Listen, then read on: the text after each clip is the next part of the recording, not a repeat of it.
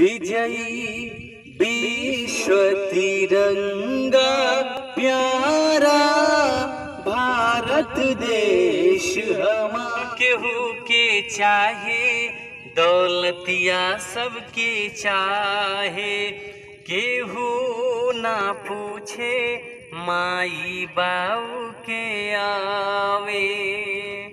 तनी सोचा मोरे भाई, तनी सोचा मोरे भाई, तोहरो हे दिन आए, तोहरो हे दिन आए।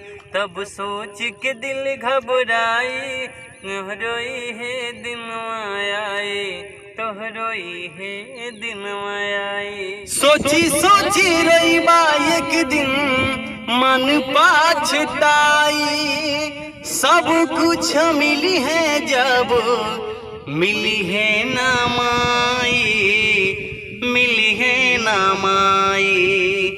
कि तोहरो है दिन आए, तब सोच के दिल घबराए, तब सोच के दिल घबराए। ओ तोहरो है दिन आए, तब सोच के दिल घबराए, तब सोच के दिल घबराए।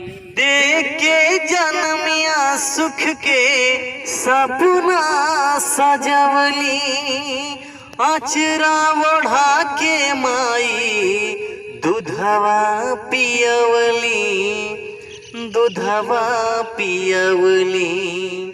हो देखे जन्मिया सुख के सपना सजवली, अचरा ओढ़ा के माई दूधवा पियवली, दूधवा पियवली। कि तोहरो हे दिन आए, तनी सोचा मोरे भाई, तोहरो हे दिन आए, तोहरो हे दिन आए। तब सोच के दिल घबराए, तोहरो हे दिन आए, तोहरो हे दिन आए। कहे अभय लालिया सुख तोहे समझाई, मिली है न माई तोहके, मिली है न माई। कि तनी सोचा मोरे भाई, तोहरो हे दिन आए, तोहरो हे दिन आए।